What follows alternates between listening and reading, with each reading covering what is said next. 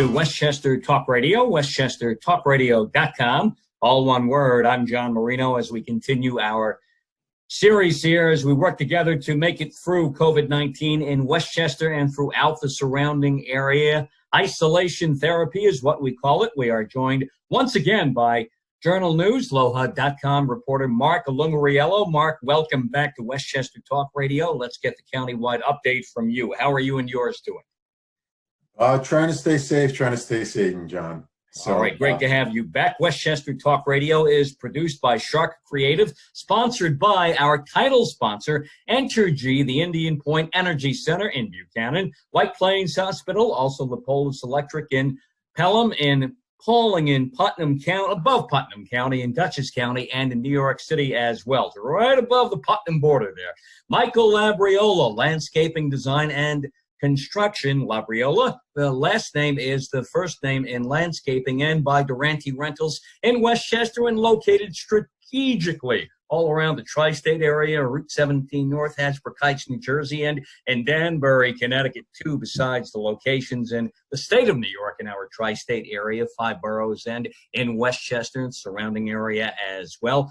Isolation therapy here in Westchester. Again, Mark Lungariello from the Journal News, LoHud.com.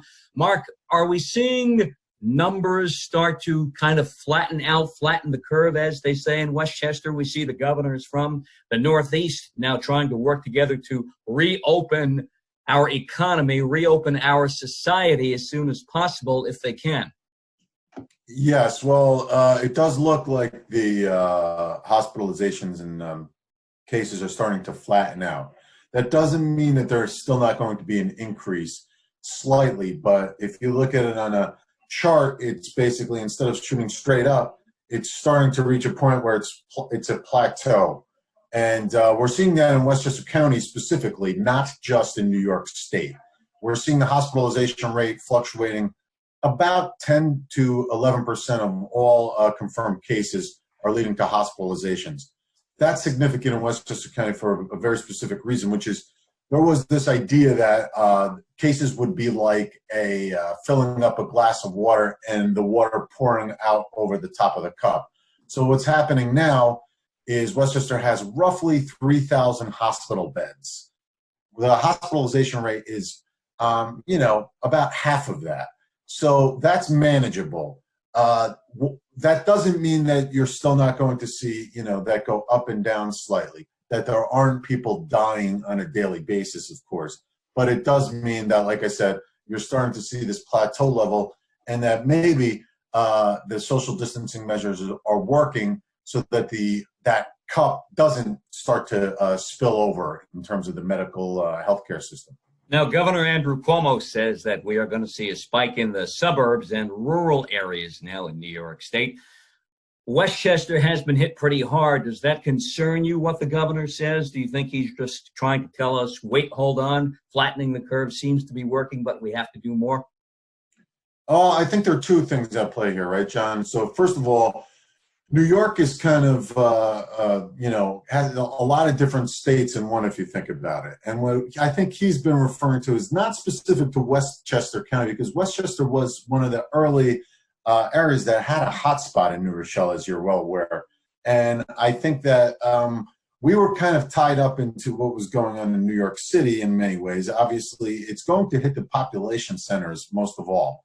So I think that's one part of it. But I also think the second part of it is that when you look at the state numbers, I think the idea is, hey, things are starting to seem to be taking hold in terms of flattening that curve. But the fight's not over. That doesn't mean that, okay, well, everything goes back to normal right away. I think that the governor is trying to mentally prepare everyone for the idea that just because the measures seem to be, working in terms of flattening the curve, doesn't mean that you just let your guard down. This is a long-term battle. There's clearly, no cure. There's no agreed upon treatment yet. So the idea is, if it's working, you have to keep working at it to make sure that it doesn't spike back up again. Mark Lungariello, LoHud.com, Journal News, joining us on Westchester Talk Radio once again. I'm John Marino. Isolation therapy, our series during the COVID-19 pandemic. Mark, the economic impact around the county now, what do you see? What do you hear? I don't think there's anything that you could say beyond less than this is going to be a complete economic disaster, both for individuals, for small businesses, for large businesses, and also for governments. So it's both individual and the broader picture. There's no doubt that this is going to cause an economic recession in the region. It might even cause a national depression, depending for how long it lasts. But the thing that I've been watching as somebody who covers politics and government, generally speaking, is that no one's spending money. There's no sales tax. People are now pushing out their bills and all. So I think what you'll see is the government's going to have great difficulty paying their municipal workers. And then how do they, pay for that? They don't have the authority of, say, the federal government to basically print money, so to speak. I use that as a relative term. But what I mean is they can't put themselves in debt. They have to put balanced budgets out there. So if they don't have the sales tax come in, if they don't have property taxes come in, they're going to have to cut to balance the budget. Like I said, they don't have the authority to go into debt as a municipal government. So I think that, I think I told you last time, it's not like you put a switch back on and the economy goes back to what it was. I think what you'll see is it's not just going to be about getting the economy restarted, but it's going to have long-term ramifications on the way municipal governments do their budgets. County Executive George Latimer, the county board, have you seen or heard about any indication from them as to what the game plan might be? Again, at this point, there have been no talks about cuts to staff, give-backs, that sort of thing, deferred raises or anything like that on Westchester County government side. But George Latimer has acknowledged that those conversations may be on the table down the line. A significant thing when it comes to Westchester County government, as opposed to some local governments, some municipal governments, is Westchester County's budget its process is going to begin in November. They have to adopt a budget by December. So they still have a few months to start to get a better idea of how deep the cuts go, or how deep the wound is, I should say, before they decide if they need to make any cuts or start flipping around things in the budget for next year. So, but I don't think there's anything that's going to be off the table, because I don't know that there's been a situation that has just been such an across-the-board economic downturn, because, I mean, things are literally shut down. I don't know how the municipal government's going to contend with that unless it gets some bailouts or relief from, the state and federal governments. Last time I talked about going into a supermarket in Westchester, seeing so many people in there, no social distancing, I basically ran out. Have you seen an increase in enforcement about social distancing? And by the way, that supermarket, I know, supermarket and chain wide, has instituted a policy of social distancing inside their stores since then. I know that for a fact. What have you seen when it comes to social distancing being enforced?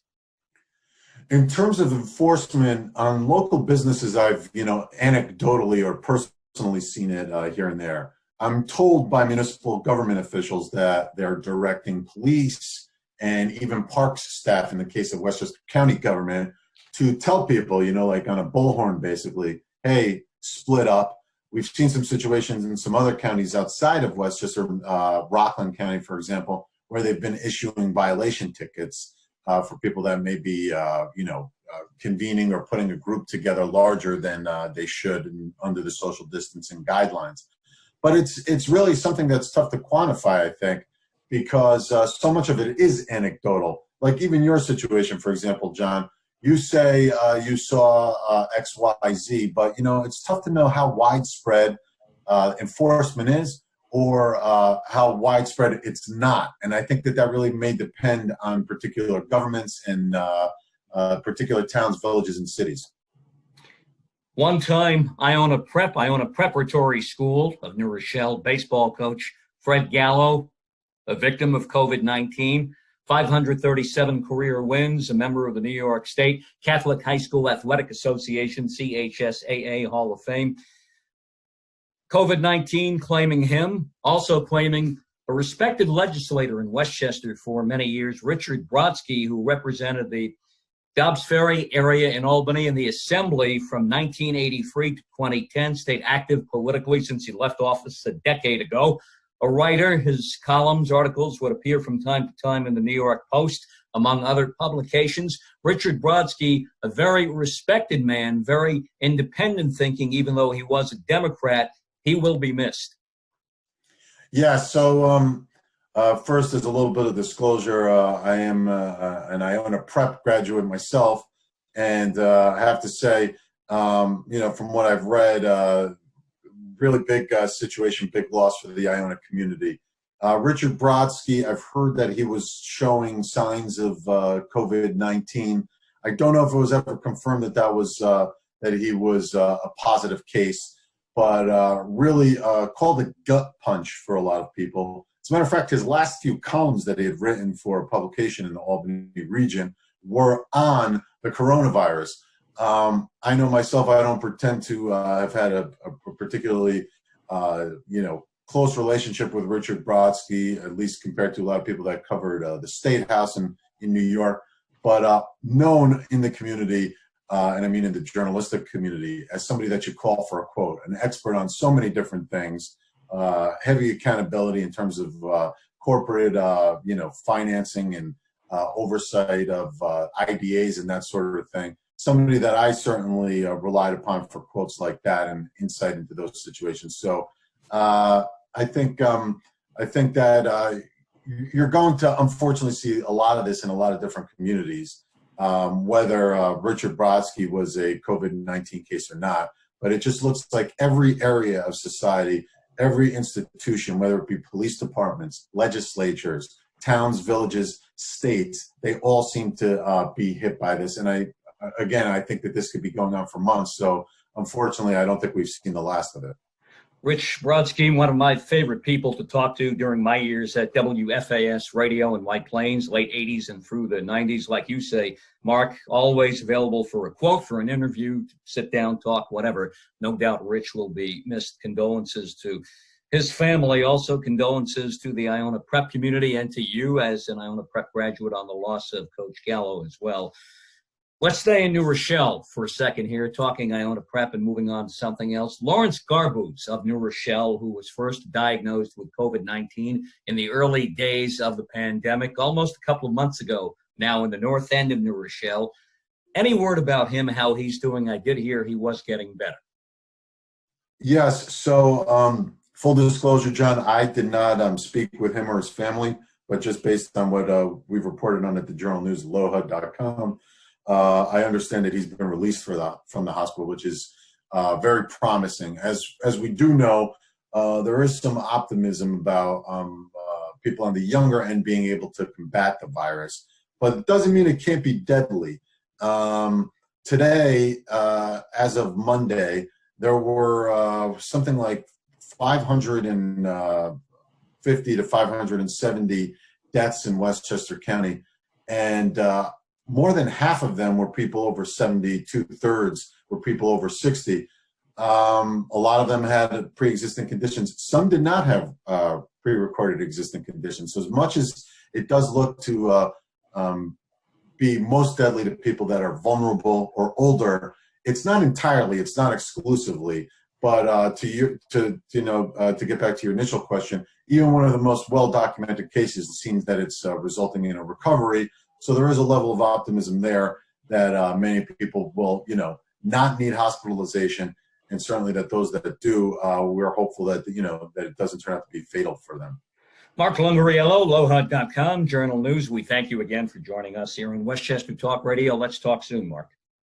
Thanks, John. Always a pleasure. Same here, and all the best to you and yours. Stay safe, my good friend. Mark Lungariello, Journal News, LoHud.com here, Westchester Talk Radio, Isolation Therapy.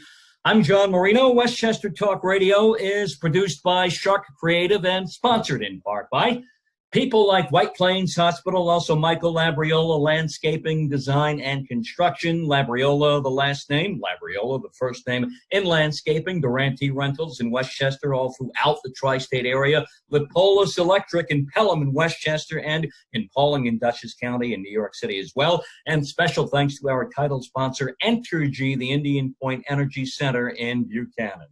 We are Westchester Talk Radio, all one word, westchestertalkradio.com.